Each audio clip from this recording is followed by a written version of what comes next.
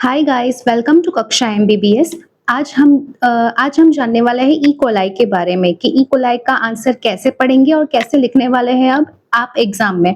Okay, तो सबसे पहले स्टार्ट करने से पहले अगर आप इस चैनल पे नए हैं तो लाइक, शेयर एंड सब्सक्राइब जरूर कीजिएगा और अगर आपको ये वीडियो पसंद आए तो अपने फ्रेंड्स के साथ भी जरूर शेयर कीजिएगा। आइए चलिए अब ई कोलाई को स्टार्ट करते हैं। ई कोलाई के लिए मैंने एक निमोनिक बनाया है। जैसे अभी अगर ई कोलाई को ना हम एक बॉलीवुड के हीरो के जैसे इमेजिन करेंगे। ओके, तो ई कोलाई है लैब का हीरो यानी कि बॉलीवुड का हीरो। तो सबसे पहले वो ग्लो करता है, माने वो अच्छा काम करता है, उसके बाद में वो फेम कमाता है यानी कि नाम कमाता है। एक अच्छी मूवी देख के वो एक इम्पैक्ट छोड़ता है अपनी ऑडियंस पे। और जब कोई शिट मूवी आता है, माने कि कोई बिल्कुल बकवास मूवी आता है, तो वो सबको हिला देता है। ठीक है, तो ई कोलाई एक बॉलीवुड के हीरो के जैसा है जो अब ग्लो करता है, यानी कि जो ग्लो करता है, अपनी पहचान बनाता है, फेम कमाता है यानी कि नाम कमाता है, मशहूर हो जाता है, फिर इम्पैक्ट छोड़ता है यानी कि कोई अच्छा मूवी देख के अपने इम्पैक्ट छोड़ता है अपनी ऑडियंस पे। और जब कोई शिट मूवी आता है यानी कि कोई बकवास मूवी आता है तो वो सबको हिला देता है। ठीक है, तो सबसे पहले इंट्रोडक्शन पढ़ेंगे ई कोलाई का कि ई कोलाई क्या होता है और कहाँ पाया जाता है। तो देखिए, ई कोलाई का नाम है एस्चेरिचिया कोलाई, यानी कि E coli is a normal flora of the human colon but also an important opportunistic pathogen. Okay, तो ई कोलाई जनरली हमारे गट में यानी कि इंटेस्टाइन में हमेशा से ही पाया ही जाता है। ठीक है, ये नेचुरली पाया जाता है ह्यूमन कोलोन में। देखिए, लेकिन जब भी इसको अगर डिजीज करना होता है ना, तो वो अपॉर्चुनिस्टिक पैथोजन यानी कि जो हमारे बॉडी में ही जो बैक्टीरिया होता है ना, अगर उसको डिजीज फैलाना हो, यानी कि अगर उसको कोई अप्रोप्रिएट कंडीशन मिल जाता है डिजीज फैलाने के लिए, तो वो डिजीज पैथोजन भी हो जाता है। इसका मतलब है अपॉर्चुनिटी देख के वो अपना फायदा उठा लेता है। इसके लिए इसको बोलते हैं opportunistic pathogen. Okay, important opportunistic pathogen. अभी सेकंड पॉइंट देखते हैं। It is the most common cause of UTI. UTI माने urinary tract infections, neonatal meningitis and hospital acquired infections. देखिए, ई कोलाई कौन से डिजीजेस करता है? यूटीआई करता है, यूरिनरी ट्रैक्ट इन्फेक्शन। और जब वेजाइनल डिलीवरी होता है यानी कि नॉर्मल डिलीवरी होता है ना, तो बच्चे को नियोनेटल मेनिंजाइटिस ना हो, ये इसका बहुत ध्यान रखना पड़ता है। ठीक है, एंड हॉस्पिटल एक्वायर्ड इन्फेक्शंस यानी कि जो सीरियस पेशेंट्स होते हैं, आईसीयू वाले पेशेंट्स होते हैं या जो बहुत बीमार होते हैं ना, उसमें भी ये हॉस्पिटल में फैलने वाला ये इन्फेक्शन होता है, आसानी से ये फैल जाता है। Hospital acquired infections. ओके, आइए आगे पढ़ते हैं इसका मॉर्फोलॉजी। देखिए, मॉर्फोलॉजी के लिए मैंने एक निमोनिक बनाया है, ग्लो, GLOW। जैसे कि हमने स्टार्टिंग में पढ़ा था, ई कोलाई है लैब का हीरो, पहले ये ग्लो करता है, ग्लो से आएगा हमारा पहला मॉर्फोलॉजी का निमोनिक। ओके, अभी मॉर्फोलॉजी के लिए ना आप ये काम कर सकते हो कि आप ना ऐसे ही इसको टेब्यूलर फॉर्मेट में भी दिखा सकते हो, जैसे कि मैंने यहाँ पे दिखाया है। जैसे कि फीचर्स एंड डिस्क्रिप्शन दो चीज में डिवाइड कर दिया है। ओके, अभी ग्लो बताया है GLOW। अभी ग्लो मैंने क्यों लिखा हुआ है, क्योंकि ये जो ई कोलाई है ना, जनरली आप माइक्रोस्कोप में देखोगे ना इसको, तो ये भी एक्चुअल में ग्लो करता है यानी कि चमकता है, वो अपने बॉलीवुड के हीरो के जैसे वो चमकता है। ओके, तो इसका ग्राम स्टेन है जी से ग्राम नेगेटिव, ग्लो का जी, तो वो ग्लो का ग्राम नेगेटिव आ गया। ओके, अभी नेक्स्ट देखते हैं। देखिए, सबसे पहले इसका मैं डायग्राम दिखा देती हूँ आपको। देखिए, आपके स्क्रीन के पास आप ये डायग्राम देख रहे हैं इसका ई कोलाई का। स्क्रीन में जो आप डायग्राम दिख रहे हैं वो ई कोलाई का डायग्राम है। सेम डायग्राम आप अपने एग्जाम में भी ड्रॉ कर सकते हो। इसका मैं इसके सारे नोट्स का जो स्क्रीनशॉट है मैं आपको अपने इंस्टाग्राम के हैंडल पे शेयर कर दूंगी, जिसका सेम ही नाम रहेगा, कक्षा एमबीबीएस। आप वहीं से नोट्स ले सकते हैं। आप अभी बस समझ लीजिए कि कैसा लिखना है और कैसे पढ़ेंगे आप ई कोलाई को। ओके, मॉर्फोलॉजी में देखिए, सबसे पहले हम ये डायग्राम को देखेंगे और समझेंगे। देखिए, आपको एक लंबा सा दिखने वाला एक बैक्टीरिया दिखेगा, जो लंबा है, उसकी लंबाई ज्यादा है।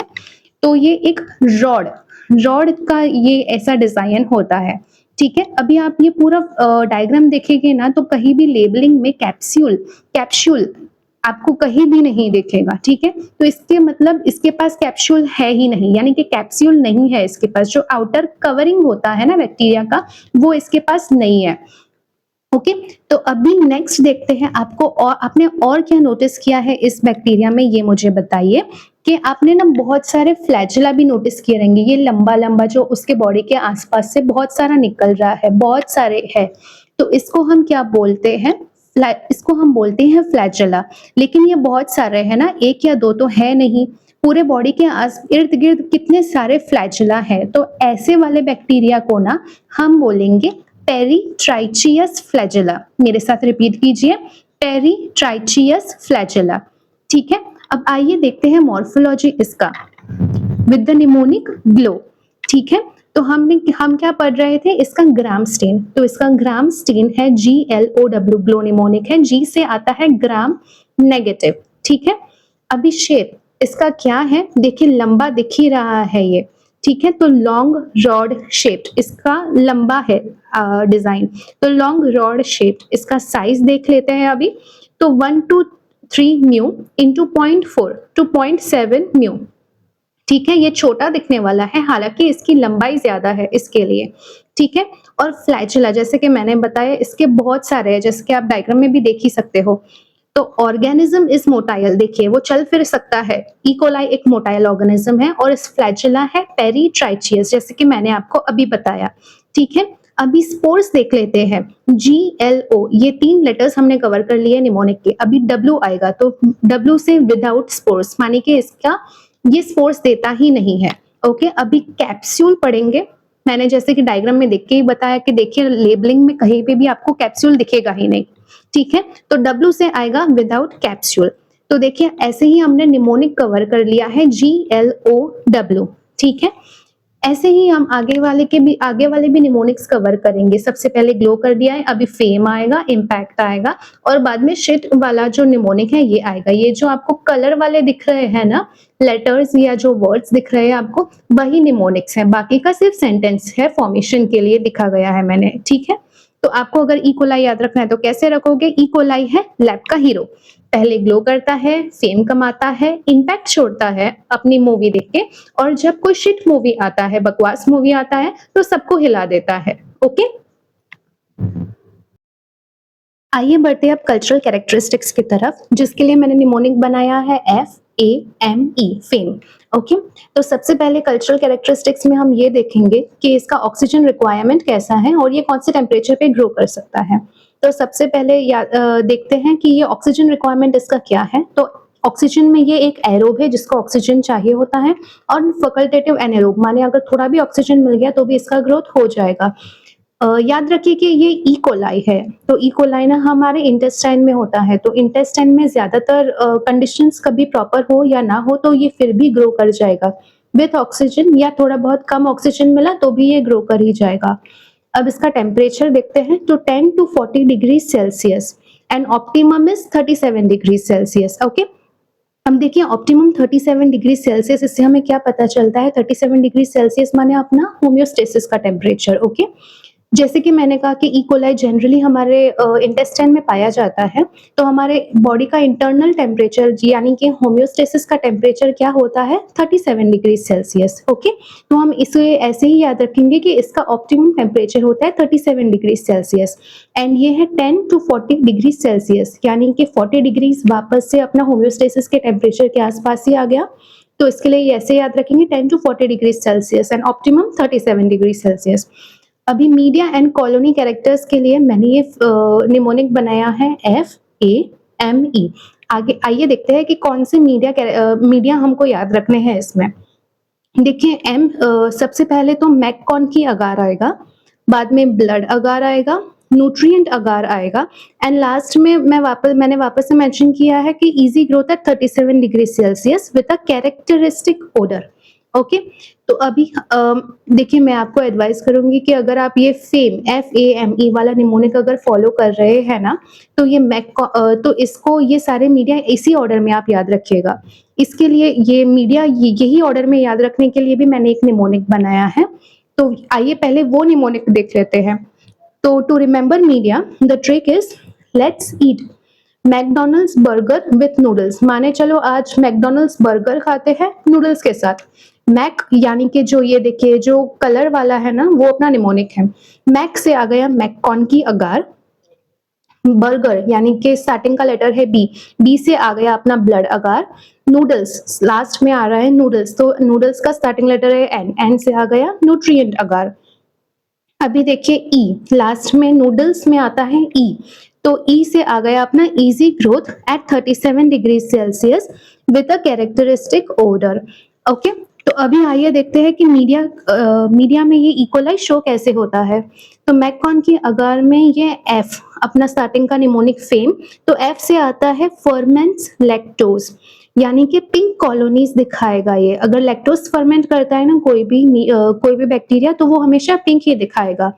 तो इसमें आ गया pink colonies circular and moist. देखिए आपको स्क्रीन पे ना दिख रहा होगा ये मैककॉन्की का अगार है ये। तो मैककॉन्की का अगार ये इकोलाई है। देखिए मैं जूम कर लेती हूँ। देखिए ये इकोलाई ना छोटे-छोटे आपको छोटे-छोटे सर्कल्स आपको दिख रहे होंगे विद स्ट्राइप्स में ही आपको। ओके, बहुत सारे छोटे-छोटे सर्कल्स में बहुत सारा ग्रुप्स दिखेगा आपको इस, और ये पिंक कलर का है जैसे आप देख सकते हो। तो पिंक कॉलोनीज सर्कुलर है, छोटे-छोटे सर्कल्स दिखेंगे आपको, और ये गीला होता है सर्कुलर एंड मॉइस्ट। ज्यादातर सारे मीडियम गीला ही होता है, तो मॉइस्ट आप कहीं पे भी लिख सकते हैं। ओके, एंड नेक्स्ट आता है ब्लड अगार, और अपने निमोनिक के हिसाब से देखें तो एफ तो हो गया, अभी ए पे जाते हैं हम। ए से आएगा एक्टिव बीटा हीमोलाइसिस। अभी मैं ब्लड अगार आपको दिखाने जा रही हूँ स्क्रीन पे। देखिए आप देख सकते हैं ब्लड अगार, ई कोलाई का ब्लड अगार स्क्रीन पे देख रहे हो आप। ओके, तो ई कोलाई के ब्लड अगार में एक्टिव बीटा हीमोलाइसिस, अभी आपको ये रेड दिख रहा है ना, तो ये रेड में आपको ये कौन सा कलर का छोटे-छोटे सर्कल, ये सर्कल्स दिख रहे हैं आपको, और ये देखिए ये छोटे-छोटे सर्कल वाला ग्रुप दिख रहा है आपको, और ये अलग से बड़े-बड़े सर्कल वाले भी दिख रहे हैं जो अलग दिख रहे हैं, प्रोमिनेंट दिख रहे हैं, बहुत बड़ा-बड़ा दिख रहा है। देखिए आप यहाँ पे बड़ा-बड़ा दिख रहा है, हालांकि यहाँ पे छोटा है लेकिन यहाँ पे सेंटर में बहुत बड़ा-बड़ा दिख रहा है। ओके, तो इसके लिए हम क्या लिखेंगे, रेड दिख रहा है आपको तो एक्टिव बीटा हीमोलिसिस हो गया। ओके, और ये जो बिग सर्कल्स दिख रहा है ना आपको वो भी इकोलाई है, तो बिग लिखेंगे आप, बिग सर्कुलर, ग्रे कलर का दिख रहा है ना तो ग्रे एंड मॉइस्ट। तो जैसे कि मैंने कहा था कि मीडियम जैसा मॉइस्ट ही रहता है, तो आप मॉइस्ट लिख सकते हो सारे मीडियम में। अभी नेक्स्ट देखते हैं अब हमारे निमोनिक के हिसाब से एफ हो गया, ए हो गया, अभी एम से क्या आता है, तो न्यूट्रिएंट अगार में लिखेंगे हम एम। अभी मैं न्यूट्रिएंट अगार दिखा रही हूँ आपको स्क्रीन पे। देखिए ये है ई कोलाई का न्यूट्रिएंट अगार। ओके, न्यूट्रिएंट अगर देखते हैं तो ये आपको सबसे पहले डायग्राम देखिए आप। सबसे पहले ये जो डायग्राम है इसमें आपको क्या दिख रहा है, बहुत सारे छोटे-छोटे सर्कल्स भी दिखेंगे आपको ग्रुप में, जैसे कि ब्लड अगार में था। ओके, जैसे कि ब्लड अगार में था, और यहाँ पे आपको बहुत बड़ा-बड़ा सर्कल्स भी दिखेगा अलग से। तो इसके लिए हम लोग क्या लिखेंगे इसमें, और ये इसका कलर है ग्रे। ओके, तो इसमें हम क्या लिखेंगे, मॉइस्ट, तो जैसे मैंने कहा कि सारे मीडियम मॉइस्ट होगा तो मॉइस्ट लिखेंगे आप, स्मूथ कॉलोनीज लिखेंगे। ठीक है, उसके बाद में ओपेक लिखेंगे। ओपेक क्यों लिखेंगे, क्योंकि ये ग्रे कलर का दिख रहा है ना आपको, इसीलिए ओपेक ग्रेइश व्हाइट, जैसे कि ये डायग्राम में दिख रहा है आपको ग्रे कलर का ही तो दिख रहा है। एंड लार्ज, देखिए ये बहुत सारे सर्कल्स है इकोलाई के जो लार्ज आपको दिख रहे हैं, कुछ तो बहुत ही बड़ा दिख रहा है, ये बड़ा दिख रहा है, ये है, यहाँ पे ये है, बहुत सारे बड़े-बड़े सर्कल्स दिख रहे हैं। तो आप अगर इसको मापेंगे ना तो 2 to 3 mm डायमीटर के तकरीबन हो जाएगा, और यही हमको ये लिखना है 2 to 3 mm diameter, moist, smooth colonies, opaque, grey white, large and 2 to 3 mm diameter. Okay, अभी हमारे निमोनिक के हिसाब से चले तो एफ हो गया है हमारा, ए, एम ये हो चुका है। तो लास्ट में ई का लेटर क्या आएगा ये देखते हैं। तो ई से मैंने लिखा हुआ है easy growth at 37 degree Celsius. Okay, with a characteristic odour. सिर्फ हमको यही लिखना है। आप देखिए, अगर आप कल्चर कैरेक्टरिस्टिक्स को देखेंगे ना, तो हमारे सिर्फ नॉर्मल मीडियम ही है ये। यस, यानी कि मैककॉन की अगार, ब्लड अगार, न्यूट्रिएंट अगार। ओके, हमको सिर्फ 3 ही याद रखना है, कोई ट्रांसपोर्ट अगार या कोई सिलेक्टिव मीडिया ई कोलाई के लिए नहीं है। ओके, ये आपको याद रखना है इसके लिए। और मैंने जैसे पहले ही बताया था कि ये मीडियम आप कैसे याद रखेंगे। Let's eat McDonald's burger with noodles. Mac से आया मैककॉन की अगार, बी से आया ब्लड अगार, एन से आया न्यूट्रिएंट अगार, और ई से आया easy growth at 37 degree Celsius with a characteristic odour. Okay, आइए अब देखते हैं इसके बायोकेमिकल रिएक्शंस, जिसके लिए मैंने निमोनिक यूज किया है इम्पैक्ट, IMPACT इम्पैक्ट। ओके, तो अभी हम याद रखेंगे ये जो निमोनिक है IMPACT इम्पैक्ट।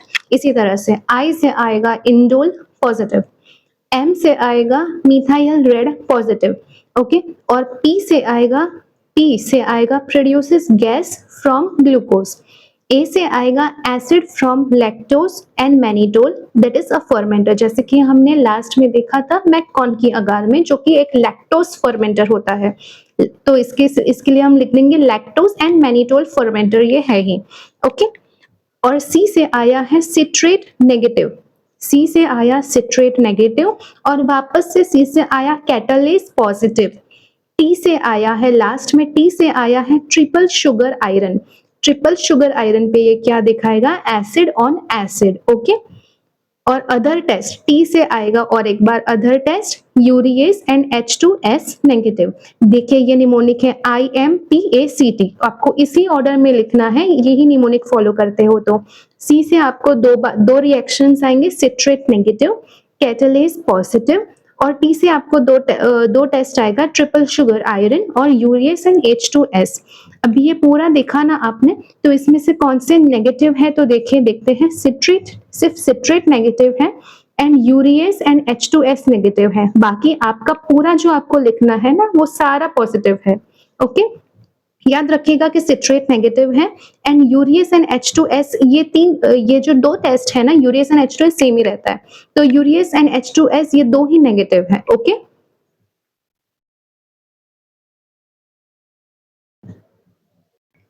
अब देखते हैं कि बैक्टीरिया, ये ई कोलाई जो बैक्टीरिया है उसका रेजिस्टेंस कैसे होता है, यानी कि हम ई कोलाई को कैसे निकाल सकते हैं। ओके, देखिए ये जो ई कोलाई है ना, वो हमारे पेट में जनरली इंटेस्टाइन में मौजूद होता ही है, और ये एक अपॉर्चुनिस्टिक पैथोजन है, जैसे कि मैंने स्टार्टिंग में कहा था। तो ई कोलाई को अगर हमको ये जर्म्स फैलाने से अगर रोकना है ना, तो हम क्या करेंगे, ई कोलाई अगर फैलता है ना, एज अ डिजीज अगर आता है, तो जनरली वो हमारे बॉडी में पानी के थ्रू आता है। ठीक है, पानी के थ्रू आएगा। दूसरा आएगा अगर रॉ एंड कुक्ड फूड हुआ, अगर कोई फूड प्रॉपरली कुक नहीं होता है तो उसके वजह से आएगा। तो अगर हम पानी में आता है तो क्या करेंगे हम उसको, देखिए E coli is destroyed by, अगर पानी में आता है तो हम उसको बॉइलिंग से डिस्ट्रॉय कर देंगे। ठीक है, बॉइलिंग पे कौन सा टेम्परेचर रखेंगे हम, killed at 60 degree Celsius, 60 degree Celsius पे अगर 30 मिनट तक बॉईल करेंगे तो वो अपने आप ई कोलाई डिस्ट्रॉय हो जाएगा। देखिए 60 और 30, इसका हाफ हो गया तो 30 मिनट, 60 डिग्री सेल्सियस, 60 का हाफ 30 मिनट्स, आप इसको ऐसे याद रख सकते हो। ठीक है, अभी बॉइलिंग से, ये अगर पानी में आता है तो बॉइलिंग से डिस्ट्रॉय करेंगे। अगर ये दूसरे पानी में से आता है, यानी कि अगर नदी के पानी से आता है, तो अगर हम कैसे लार्ज स्केल में कैसे डिस्ट्रॉय कर सकते हैं इकोलाई को, तो क्लोरीन डाल के। ओके, पानी में क्लोरीन डाल के, इसीलिए पानी में क्लोरीन डला हुआ आता है हमारे पानी में, तो क्लोरीनेशन से डिस्ट्रॉय कर सकते हैं। और इसके अलावा अदर डिसइंफेक्टेंट्स जो भी अप्रोप्रिएट रहेगा, अदर डिसइंफेक्टेंट से डिस्ट्रॉय कर सकते हो। सबसे पहले बॉइलिंग, फिर क्लोरिनेशन, एंड उसके बाद में आया अदर डिसइंफेक्टेंट्स। ओके,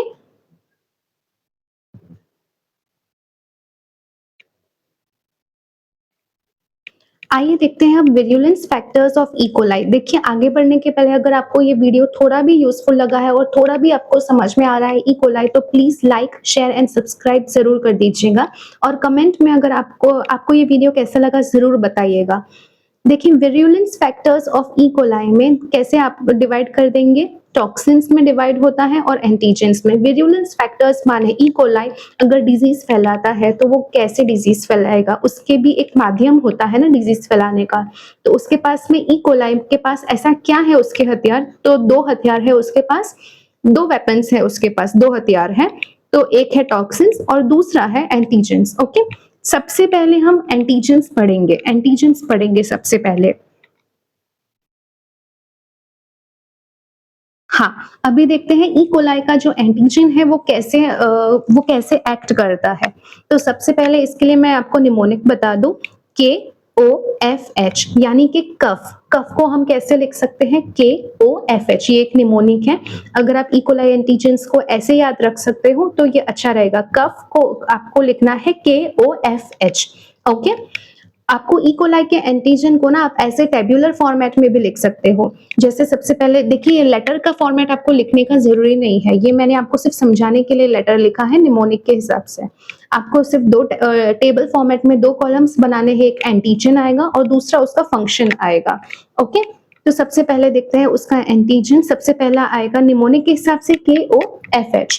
तो के से क्या आएगा, के एंटीजन, यानी कि के माने कैप्सूलर एंटीजन, क आ रहा है ना दोनों में, तो के से के और के से कैप्सूलर एंटीजन।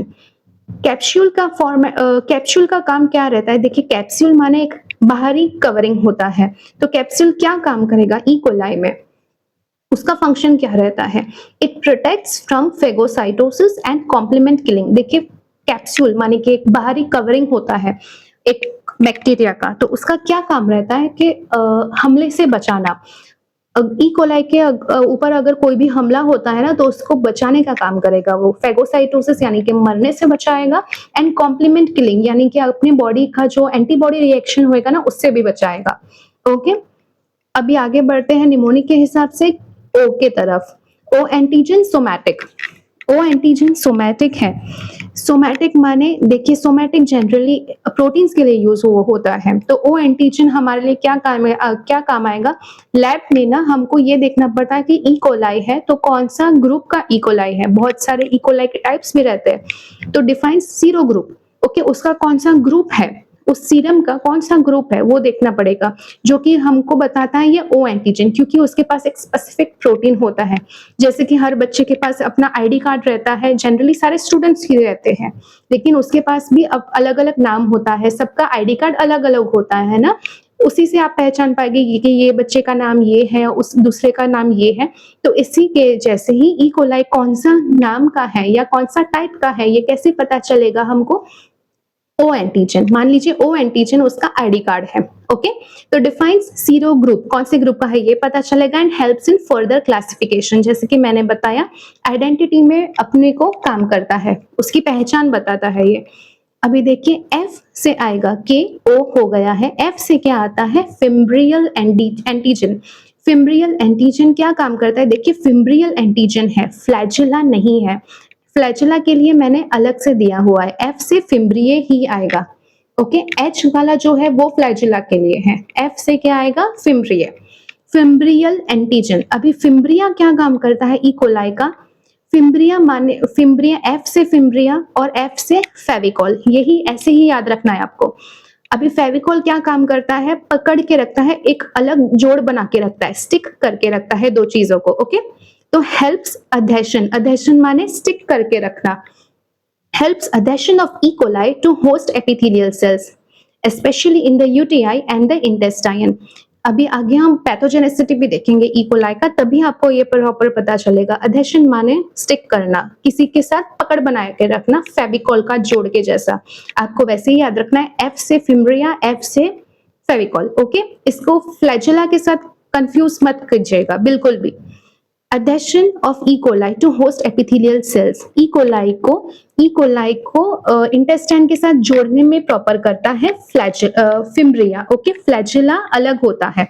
आगे बढ़ते हैं H के तरफ, H के लिए है हमारा फ्लैजेला, H एंटीजन। ओके, तो H एंटीजन को फ्लैजेलर भी कहा जाता है, H एंटीजन को फ्लैजेलर कहा जाता है। और फ्लैजेला जो होता है ना वो लोकोमोशन में काम आता है, माने एक जगह से दूसरी जगह तक जलने के लिए, यानी कि वो पैर है, हाथ पैर है उसके हाथ और पैर है ई कोलाई के।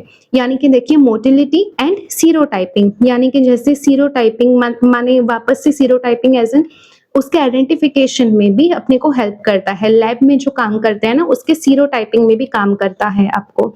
ओके, मोटिलिटी मैंने बताया, या एक जगह से दूसरी जगह जाने के लिए लोकोमोशन एंड सीरोटाइपिंग। ओके।